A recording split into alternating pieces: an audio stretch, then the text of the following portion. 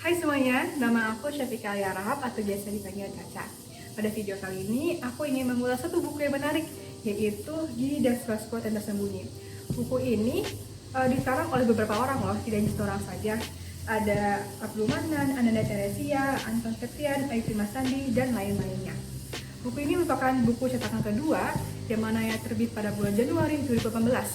Buku ini dicetak oleh PT Gramedia dan berjumlah 10-120 halaman. Su Hokgi adalah sosok yang menonjol pada peristiwa Gerakan Mahasiswa 1966. Dia adalah tokoh yang mendorong para mahasiswa untuk mengambil langkah dan sikap dan situasi yang kritis, terutamanya melalui tulisannya yang sampai sekarang masih dibaca. Tempo, salah satu media massa yang cukup besar di Indonesia, menggali tulisan-tulisan Su Hokgi yang masih tersembunyi atau belum dipublikasikan. Nah, Tempo juga menerbitkan buku ini sebagai satu cara untuk mengenang sosok Su Hokgi. Su Hokgi atau lebih akrab disapa Hokgi atau Gi merupakan nama yang mungkin masih terdengar samar bagi sebagian orang. Namun sebenarnya nama ini cukup dikenal bahkan hingga dibukukan. Ia merupakan seseorang yang lahir pada tanggal 17 Desember 1942. Ia adalah seorang aktivis dan demonstran dengan tulisan-tulisannya yang sangat tajam dan kritis. Ia dikenal karena mewariskan dua hal penting, yaitu catatan-catatan hariannya yang dibukukan dalam catatan harian seorang demonstran, dan satu lagi adalah artikel-artikelnya yang dibukukan dalam zaman peralihan. Kedua buku ini bermanfaat untuk memahami gerakan mahasiswa. Gi ini mulai perlawanan sejak dia duduk di bangku SMA. Tidak hanya guru saja yang ia kritik, dia juga mengkritik lingkungan sekitarnya, bahkan paslon pun dikritik. Dia juga mengecam Presiden Soekarno dan tokoh-tokoh politik lainnya.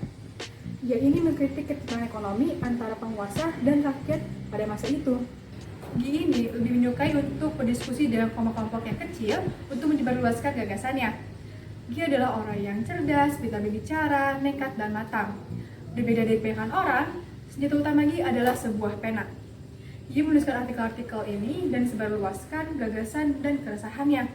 Dia juga percaya bahwa mahasiswa itu perlu sadar dan terlibat dalam perjuangan bangsanya. Dia pernah berkata, perjuangan mahasiswa itu tidak hanya menurunkan harga bensin, tapi juga menegakkan keadilan dan kejujuran. Jika mahasiswa mundur dalam pergulatan sekarang, maka akan kalah selama-lamanya. Tulisan-tulisan ini tidak semuanya dipublikasikan secara luas, mengingat hari berhubungan dengan kenyamanan dan keamanan bersama, terutama nama-nama orang yang dicantumkan atau tersebut di dalam surat menyurat Gi. Surat-suratnya, artikel-artikel, dan tulisan-tulisannya ini disimpan dalam sebuah map hijau miliknya. Gi itu bersimpati dan menggugat terhadap pembantaian orang-orang yang dituding berafiliasi dengan Partai Komunis Indonesia atau PKI. Jangan salah, Gi ini adalah orang yang anti komunis, tapi ia memproteskan ketidakadilan terhadap mereka. Mereka itu dibantai secara keji, walaupun mereka itu belum terbukti secara jelas apakah berafiliasi dengan PKI atau tidak. Sasaran terhadap orang-orangnya pun atau korban-korbannya pun adalah orang-orang rendahan dan struktur PKI. Sedangkan para petinggi PKI itu dibiarkan melenggang dan bahkan menduduki posisi jabatan tertentu. Jadi melihat secara langsung bagaimana orang-orang itu dibantai secara keji. Dalam demonstrasi 1966, Gi menyuarakan 3 hal kepada pemerintah. Yang pertama adalah mengubarkan Partai Komunis Indonesia atau PKI. Yang kedua adalah pemerintah menurunkan harga barang. Dan yang ketiga adalah pemerintah mencopot menteri-menteri yang korup. Demonstrasi mahasiswa dinilai Gi sebagai cermin pertentangan dari kekuatan-kekuatan politik Indonesia. Dalam demonstrasi ini ada satu korban jiwa, yaitu Arif Rahman Hakim. Akhir dari demonstrasi ini adalah terbitnya surat perintah 11 Maret 1966 oleh Presiden Soekarno yang berisikan pemulihan keadaan dan awal jatuhnya rezim Soekarno. Su Hokgi pernah mendapat tawaran untuk melakukan studi banding ke negeri Paman Sam atau Amerika Serikat. Di sana, ia menghadiri berbagai forum di universitas di sana dan membuatnya semakin kuat atas keberpihakan terhadap kaum tertindas. Tidak hanya menjadi seorang demonstran, Su Hokgi juga senang mendaki gunung. Ia bersama teman-temannya mendirikan Mapala UI, mahasiswa pecinta alam Universitas Indonesia. Namun sayangnya gunung menjadi tempat ia terakhir kali menghembuskan nafas. Gi bersama temannya yang bernama Idam menghirup gas beracun yang ada di kawah Semeru. Mereka tidak tahu bahwa kawah Semeru itu mengeluarkan gas beracun yang berbahaya dan mematikan. Yang aku suka dari buku ini adalah bahwa buku ini menyertakan foto-foto Gi bersama kawan-kawannya dan juga orang-orang yang pernah ia temui semasa hidupnya.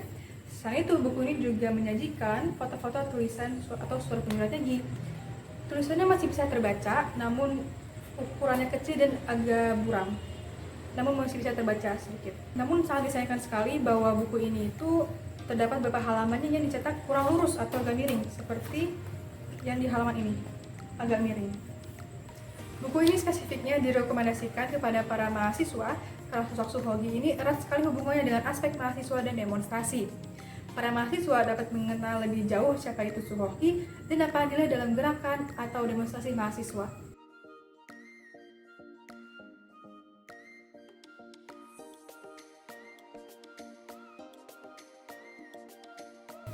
Halo guys, kenalin aku Anggun. Di sini aku akan ngejelasin mengenai novel Kata, karya dari Rintik Seduh atau yang biasa kita kenal dengan sebutan Sana.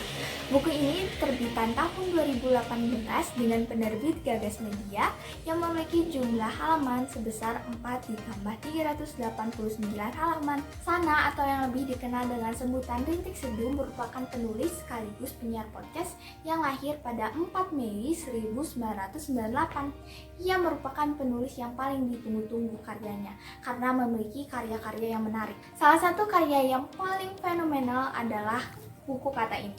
Karena buku Kata ini bergenre kisah cinta segitiga antara para tokohnya. Singkat cerita, buku ini menjelaskan mengenai cinta yang terjebak di masa lalu, sesuai dengan salah satu kutipan di buku ini. Untuk yang terjebak di masa lalu, untuk yang sedang melangkah ragu, buku ini akan membantumu beranjak dari kata yang lalu ke kata yang baru. Aku langsung setuju nih sama kalimat yang ada di buku ini. Emang, cinta itu sangat membingungkan dan butuh kata-kata untuk menjelaskannya. Dan buku ini wujud dari permainan perasaan yang mungkin pernah kalian alami. Novel ini bercerita mengenai Binta, anak jurusan ilmu komunikasi yang memiliki sifat antisosial. Masa Binta yang notabene adalah anak ilmu komunikasi tapi cuma punya teman satu, yaitu Cahyo. Karena Cahyo merupakan teman yang mengerti Binta dan menjadi sahabat baiknya. Sampai satu ketika Nugraha datang ke kehidupan Binta. Nugraha adalah seseorang yang karismatik dan banyak diincar oleh perempuan di kampusnya. Tapi malah dia memilih untuk mengejar Binta yang notabene adalah anak yang antisosial dan tidak ingin dikenal di kampusnya. Binta rupanya tidak mudah ditaklukkan. Gadis ini justru lebih sering mengusir Nugraha pergi dalam hidupnya agar dia tidak mengenal hidupnya yang kelam. Karena ayahnya meninggalkan Binta bersama mamanya dan lebih memilih perempuan lain. Ibunya merupakan seseorang yang mengalami skizofrenia, yang dimana tidak bisa membedakan mana yang nyata, mana yang tidak. Sesekali ibunya kadang-kadang marah, tidak karuan, tetapi Binta selalu menyayangi ibunya dengan bantuan Bisuti yang selalu membantunya selama ini. Binta mengira dengan menunjukkan sisi kelamnya Nugraha akan benci dan meninggalkannya, tapi dugaan Binta itu salah. Nugraha justru lebih ingin mengenal Binta dan tidak akan menyerah sebelum Binta mengizinkannya untuk mencintainya. Masalahnya, Binta cuma cinta sama satu laki-laki, Biru namanya. Biru adalah teman masa kecil Binta yang gak tahu sekarang di mana. Sampai ketika pertemuan mereka di Banda Naira, semuanya semakin runyam. Binta selalu dan terus-menerus meminta kejelasan kepada Biru. Tapi di sisi lain, Biru yang mencintai Binta hanya bisa terdiam karena merasa Binta tidak pantas dengan dirinya. Akhirnya, Binta kembali ke Jakarta. Kenapa sih Binta keras kepala banget? Dia malah terus-menerus meminta pernyataan dari Biru. Padahal ada Nugraha yang sesempurna itu dan terus mencintai Binta dengan mencintainya tanpa alasan. Pada akhirnya Binta bisa jujur pada dirinya bahwa dia mencintai Nugraha. Dia juga belajar bahwa cinta tidak melulu soal orang yang kita inginkan. Dia juga belajar bahwa cinta itu bukan soal kepemilikan, tapi keikhlasan. Secara bahasa dan penulisan novel ini sangat menarik, yang dimana bisa membawa pembaca masuk ke dalam novel ini. Ada juga beberapa kata-kata yang sangat puitis dan menarik untuk dibaca, seperti yang terdapat pada cover yang bertuliskan mengenai tentang senja yang kehilangan langitnya. Kalau kasih nilai dari 1 sampai 5, aku bakal kasih 5 buat buku ini. Buku ini menarik banget buat para pembaca, khususnya yang belum move on sama masa lalunya. Buku ini bakal ngajarin kalian gimana cara move on dan mengikhlaskan orang yang kalian cintai. Bukan hanya itu saja, kalian bisa masuk ke dalam cerita dari kata-kata dan penulisan buku ini, membuat kalian bisa merasakan apa yang dirasain sama tokoh-tokohnya. Kalau buat kalian yang ingin baca buku ini, semoga kalian suka.